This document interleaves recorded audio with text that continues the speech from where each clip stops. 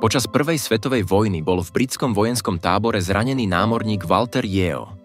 Jeho tvár bola vážne zranená výbuchom, pričom stratil horné a dolné očné viečka. Bol to hrozný pohľad, ktorý si žiadal zázrak. Na pomoc mu prišiel britský chirurg Harold Gillis, ktorý sa rozhodol vykonať niečo nevídané. Vykonať prvú plastickú operáciu v histórii. A od tej doby plastická chirurgia výrazne pokročila.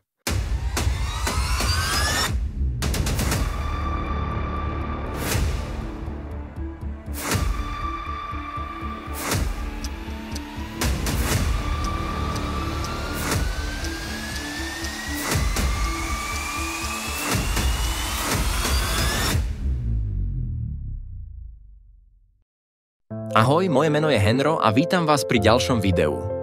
Dnes si ukážeme pár bizarných plastických operácií, ktoré šokovali svet. Tieto operácie sú niekedy naozaj nezvyčajné a nie vždy to, čo si ľudia predstavujú, keď sa rozhodnú vylepšiť svoj vzhľad. Ak vás toto video zaujme, nezabudnite dať like, odber a zapnúť zvonček, aby ste nezmeškali ďalšie zaujímavé videá. Tak poďme na to. Moderná plastická chirurgia, ako ju poznáme dnes, začala naberať na popularite v 20. storočí, hoci jej základy siahajú oveľa ďalej. Prvé zákroky sa vykonávali predovšetkým na rekonštrukčné účely. Prvá komerčná plastická operácia sa uskutočnila okolo roku 1920. V tom čase sa estetická chirurgia sústredila najmä na rinoplastiku, čiže operáciu nosa.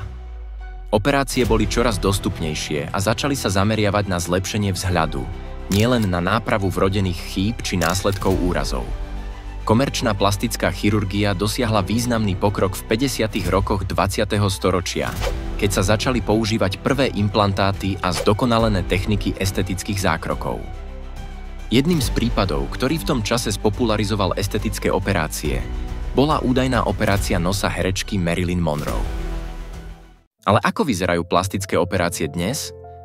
Moderná estetická medicína posúva hranice možností a prináša stále odvážnejšie transformácie.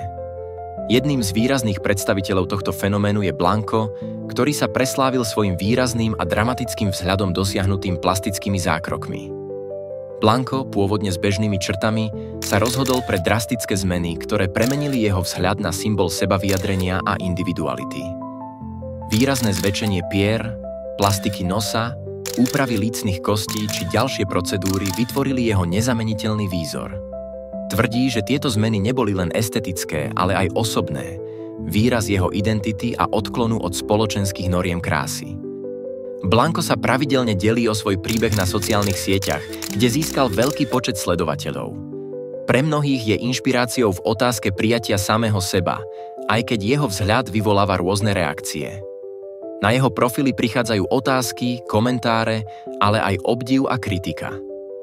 Blanco však zostáva verný svojmu presvedčeniu, že každý má právo vyzerať a žiť podľa vlastných predstáv. Jeho príbeh tiež otvára diskusiu o vplyve plastickej chirurgie na psychiku a spoločnosť. Upozorňuje na to, ako ďaleko sme schopní zájsť v snahe o vytvorenie obrazu seba samého, ktorý zodpovedá našim vnútorným predstavám alebo túžbám. Blanco tak stelesňuje moderný prístup k estetike, kde sa telo stáva plátnom pre umenie a vyjadrenie individuality. Ale čo ak sa plastická operácia nepodarí? Jessica Alves je jednou z najznámejších osôb, ktoré to s plastickými operáciami jednoducho prehnali. Narodila sa v Brazílii a už od mladosti mala problém so svojím vzhľadom. Stále sa cítila, že nikam nezapadá a túžila potom, aby bola dokonalá. Začalo to nenápadne, zo pár úprav tu a tam, no postupne to prerástlo do extrémov. Dnes má za sebou viac ako 100 zákrokov.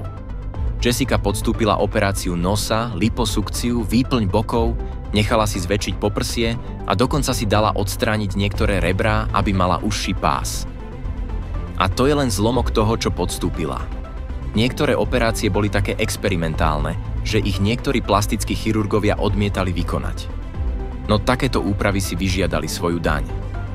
Jessica má teraz zdravotné problémy, ktoré nezmiznú. Trpí bolesťami, mala viaceré infekcie a jej telo už nedokáže zvládať ďalšie zákroky. Napriek tomu stále hovorí o tom, čo prežila, aby varovala ostatných, že plastická chirurgia nie je hračka. Ľudia ju buď obdivujú za jej odvahu, alebo ju kritizujú za to, že nevedela, kedy prestať. Jej príbeh je však varovaním. Estetické úpravy by mali byť vykonané s rozvahou, aby cena za krásu nebola príliš vysoká. Ale to nie je všetko. Jessica Alves, známa svojimi extravagantnými úpravami a mediálnou slávou, prešla jednou z najdramatickejších premien v histórii plastickej chirurgie. Zaujímavosťou je, že nebola vždy ženou. Respektíve ešte predtým, ako sa stala ženou, prešla výraznou premenou na ľudského Kena.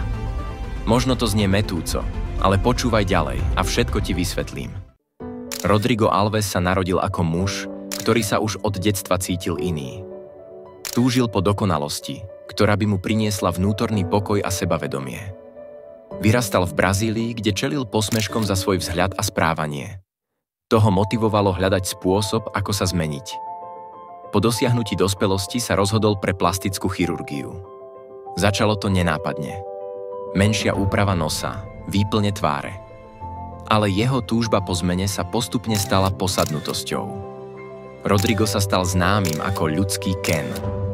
Jeho cieľom bolo dosiahnuť estetiku bábiky, ktorú považoval za ideál krásy.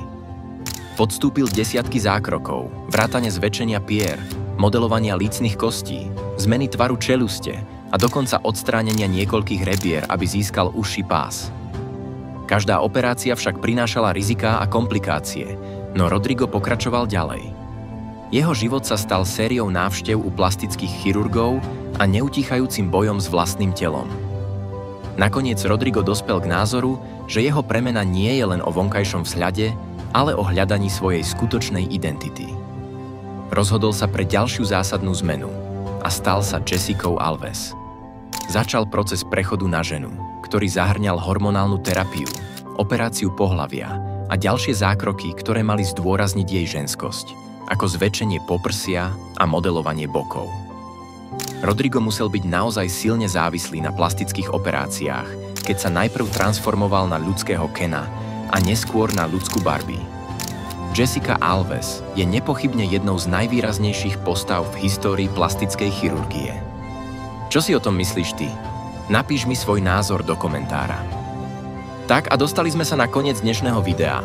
Ak sa vám páčilo, nezabudnite dať like a odber na môj kanál, aby ste nezmeškali ďalšie zaujímavé témy.